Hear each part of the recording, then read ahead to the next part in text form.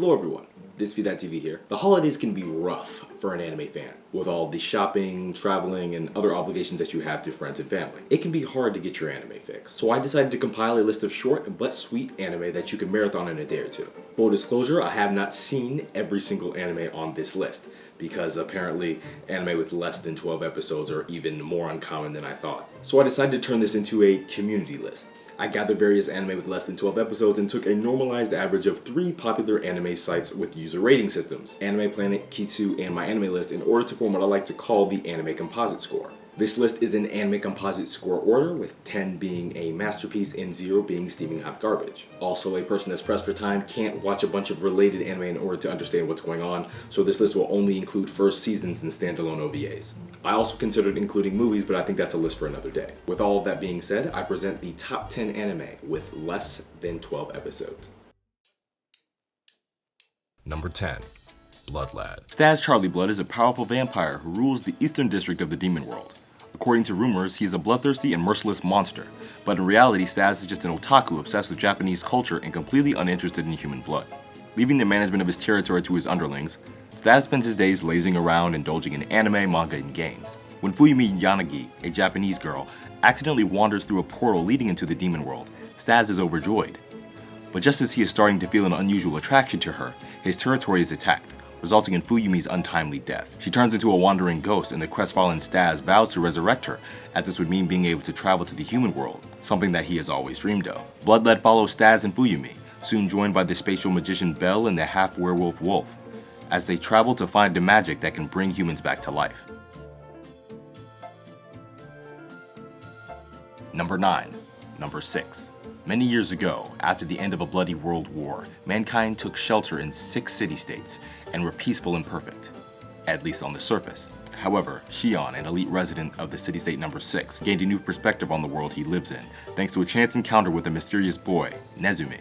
Nezumi turned out to be just one of many who lived in the desolate wasteland beyond the walls of the supposed utopia. But despite knowing that the other boy was a fugitive, Shion decided to take him for the night and protect him, which resulted in dramatic consequences. Because of his actions, Shion and his mother lost their status as elites and are relocated elsewhere, and the darker side of the city began to make itself known. Now, a long time after the life-altering first meeting, Shion and Nezumi are finally brought together once again.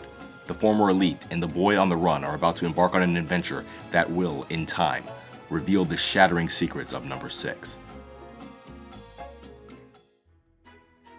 Number 8. Problem children are coming from another world, aren't they? Izuyue Sakamaki, Atsuka Kudo, and Yo Kasakabe are extraordinary teenagers who are blessed with psychic powers, but completely fed up with their disproportionately mundane lives, until, unexpectedly, each of them receives a strange envelope containing an invitation to the mysterious place known as Little Garden. Inexplicably dropped into a vast new world, the trio is greeted by Kurosagi, who explains that they have been given a once-in-a-lifetime chance to participate in special high-stakes games using their abilities. In order to take part, however, they must first join a community. Learning that Kurosagi's community, No Names, has lost its official status in bountiful land due to their defeat at the hands of a demon lord, the group sets off to help reclaim their new home's dignity, eager to protect its residents and explore the excitement that Little Garden has to offer.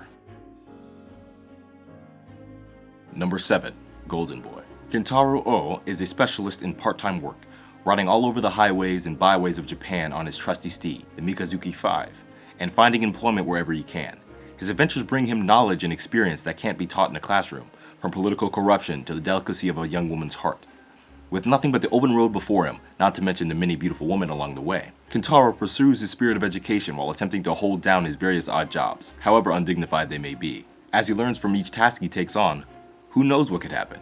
He might even be able to save the world one day. One thing is for sure, this will all be very educational. Number 6. Fooly Cooly. Nothing interesting happens in Naota's life, since his brother left for America, leaving him with his grandfather and father in their boring little town.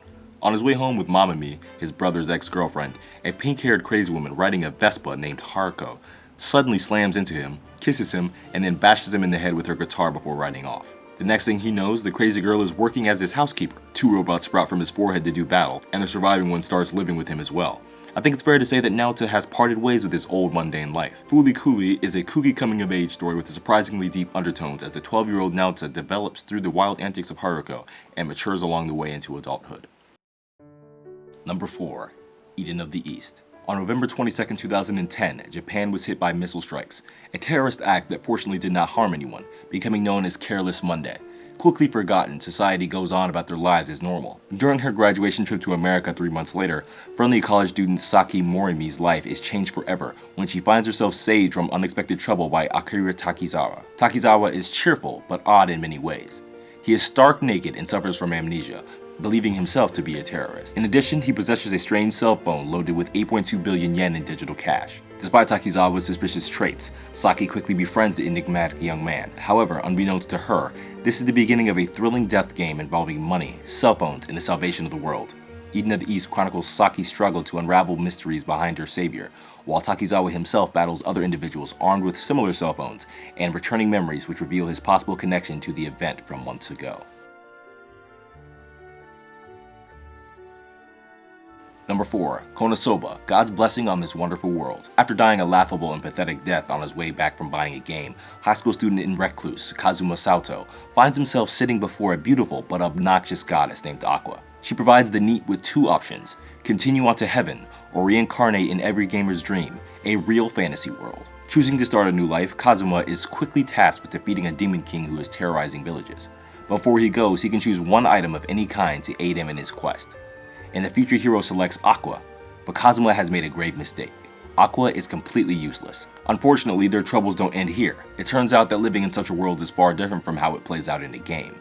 Instead of going on a thrilling adventure, the duo must first work to pay for their living expenses. Indeed, their misfortunes have only just begun. Number 3. Tokyo Magnitude 8.0. Middle school student Mirai Onizawa is dissatisfied with her family's circumstances and, in a moment of frustration, wishes to tear everything apart. Unfortunately, these destructive thoughts seem to come true in the form of a magnitude 8.0 earthquake just a few moments later. When summer vacation begins, Mirai reluctantly takes her younger brother Yuki to Odaiba, where a robot exhibition that he wanted to go to is being held. However, while they are in the exhibition center, the fury of a major earthquake shakes the Kyoto region. Helpless, both kids witness the devastating power of this natural disaster as it brings the city to its knees. In its aftermath, they stumble upon Mary Kusakabe, a motorcyclist and single mother who decides to help the young siblings. Aiming to return to their homes and reunite with their families, the group sets off on a long, hard journey through the decimated city. Number 2. Princess Jellyfish. Kuroshita Tsukumi loves jellyfish to the point of obsession, which is why she can't bear to see a jellyfish being mistreated in a local pet store. When the socially awkward Tsukumi fails to speak up for the jellyfish, a beautiful woman steps in, sparking the beginning of an extremely unlikely friendship. Tsukimi and her nerdy friends, who are also her roommates, are swept off their feet by this newcomer in their lives. She's everything that they're not: effortlessly stylish, incredibly confident, and a part of a social circle that the girls can only dream of joining. She might also not quite be what she seems to be. With the help of her new friend, Tsukimi becomes confident enough to take on the world, protect her home from destruction, and attempt to achieve her lifelong dream of becoming a designer. This little Princess Jellyfish is on her way to becoming a queen. Before I reveal the number 1 anime with less than 12 episodes, here are a few honorable mentions.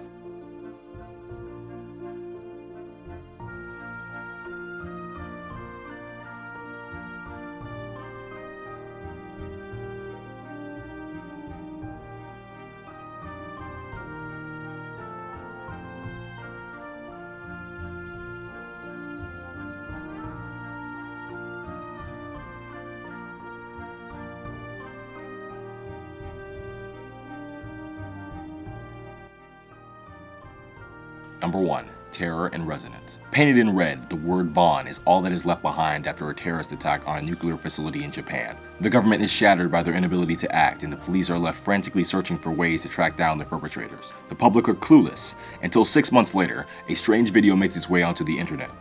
In it, 2 teenage boys who identify themselves only as Sphinx directly challenge the police, threatening to cause destruction and mayhem across Tokyo. Unable to stop the mass panic quickly spreading through the city, and desperate for any leads in their investigation, the police struggle to act effectively against these terrorists, with Detective Kenjiro Shibazaki caught in the middle of it all.